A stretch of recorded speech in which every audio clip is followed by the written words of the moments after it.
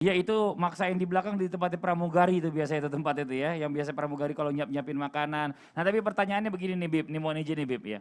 Apakah benar nih walaupun kita telah sholat fardu di dalam kendaraan ya biasanya katanya kalau seandainya atau di pesawat, kapal laut atau mungkin di mobil gitu ya. Setelah itu nanti katanya kita harus mendarat kita ganti lagi sholat fardu kita. Dan ini bagaimana hukumnya biar makin jamaah yang di rumah juga jelas. Supaya kadang-kadang orang udah sholat di pesawat, tadi saya udah sholat di pesawat, nggak diganti lagi gitu. Mau izin penjelasannya silakan. Izin Ustaz Maulana, Ustaz Syam, Ustaz Fadli. Amin ya Allah ya Rabbi. Bismillahirrahmanirrahim. Alhamdulillahirabbil alamin. Allahumma salli ala sayyidina Muhammadin wa ala ali sayyidina Muhammad. Sedikit kita akan membahas solat di kendaraan. Jadi ada yang mustagir alal ard, ada yang ghair mustagil alal ard. Dalam ilmu fikih dikatakan ada solat di kendaraan yang menempel di bumi kendaraannya, ada solat di kendaraan yang tidak menempel di bumi. Cuma beberapa komen itu salah. Ini komen yang sangat salah. Apa dia komen? Oh yang penting kan saya solat. Nah ini komen yang salah. Yang penting kan saya solat. Memang solat tapi ada tata caranya.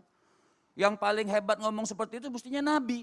Tapi Nabi kasih kita ilmu tata cara. Jadi kita yang merasa umatnya Nabi, ikutin tata caranya Nabi yang sekarang diajarkan oleh guru-guru kita. Mestinya sami'na wa ata'na, enggak, yang penting saya sholat. Nah ini kalimat yang salah. Kita tidak panjangan itu. Kemudian kita bahas sekarang sholat yang nempel dulu di bumi. Misal contohnya di mobil, di kereta, kapal laut. Nah ini semua Bang Fadli semua nempel di bumi. Siap Bib. Artinya di bus, di kereta segala macam. Syaratnya bagaimana?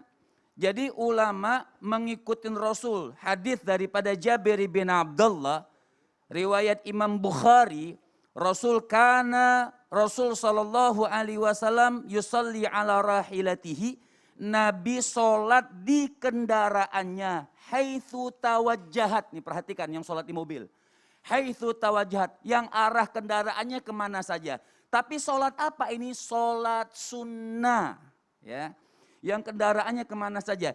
Ini sholat sunnah. Haitsu tawajjahat. Kemana saja mengarah.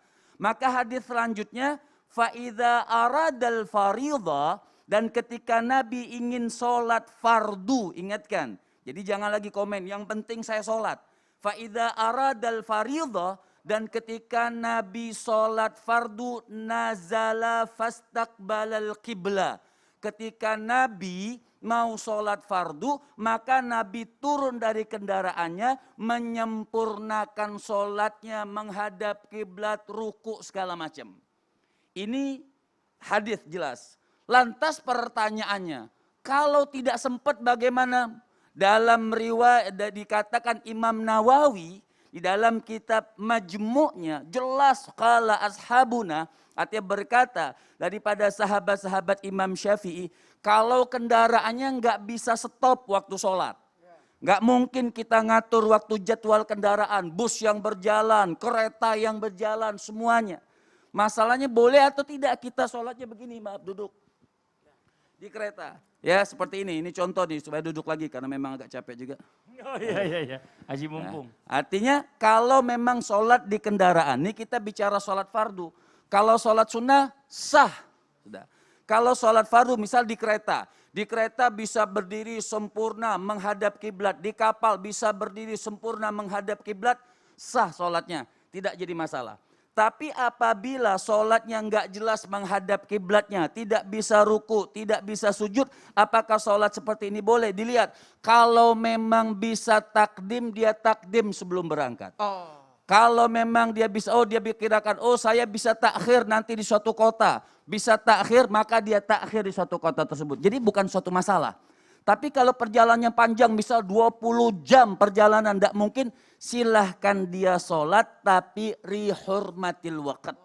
Artinya sholat menghormati waktu. Wajaba alihil qadha, wajaba alihil i'adah, maka ketika sampai satu tempat, dia wajib ulang sholatnya. Kenapa? Syarat sholatnya tidak lengkap.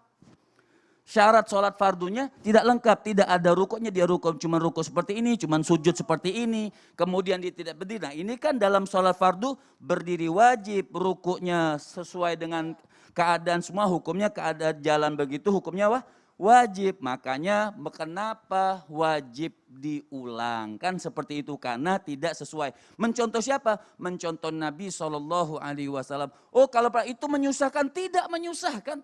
Kalau kita apa sih susahnya cuman mengulang sholat kita berapa menit sih? Betul. Kira suruh ngurang nyari duit, ngulang lagi, nyari duit, ngulang lagi. Urusan agama susah. Enggak ada yang susah pemirsa. Kalau kita jalani dengan ilmu dan ikhlas tata cara yang diajarkan oleh baginda Nabi besar Muhammad sallallahu alaihi wasallam. Memang dalam kitab Al-Fiqih Islam dikatakan mau diterusin 0. Ya nggak apa-apa. Nah biar bikin penasaran yang di rumah juga Bib. Nggak apa-apa nanti kita lanjutin lagi Bib. Makasih banyak jazakallah khairan kasiran nih. Kalau bicara masalah tentang sholat ini panjang banget ternyata. Nanti kita terusin segmen, belum ya, kelar nih. Belum tapi kelar yang nih. perlu kita jelasin ke jamaah yang ada di rumah, kita tekanin dulu nih. Bicara masalah tentang sholat yang tidak menyentuh tanah mungkin ya. Mungkin tidak menyentuh tanah atau mungkin mau kiblatnya berpindah-pindah itu harus diulang. Kalau sholatnya itu sholat fardu. Kalau sholat sunnah nggak perlu. Nah kalau misalnya kita sholat di sana pada saat kita pindah-pindah itu namanya sholat itu menghormati waktu dan kita harus wajib mengkodok sholat tersebut. Jadi Masya Allah jazakallah khairan kasiran. Nah sekarang saya masih penasaran sama Ustaz Syam nih. Ustaz Syam, ini kan benar kan nih sholat tadi berdiri nih, katanya kan rukunnya berdiri, pahalanya bagus. Berarti kalau misalnya sholatnya duduk, pahalanya setengah dong dengan orang yang baring-baring, pahalanya sepertiga jangan-jangan. Dalam Ini kayak nggak riwayat adil. memang disebutkan seperti itu. Jadi kalau berdiri itu dan dia mampu berdiri tapi dia duduk, maka pahalanya setengah. Kalau dia nggak mampu. Kalau dia nggak mampu namanya sholat ajaz.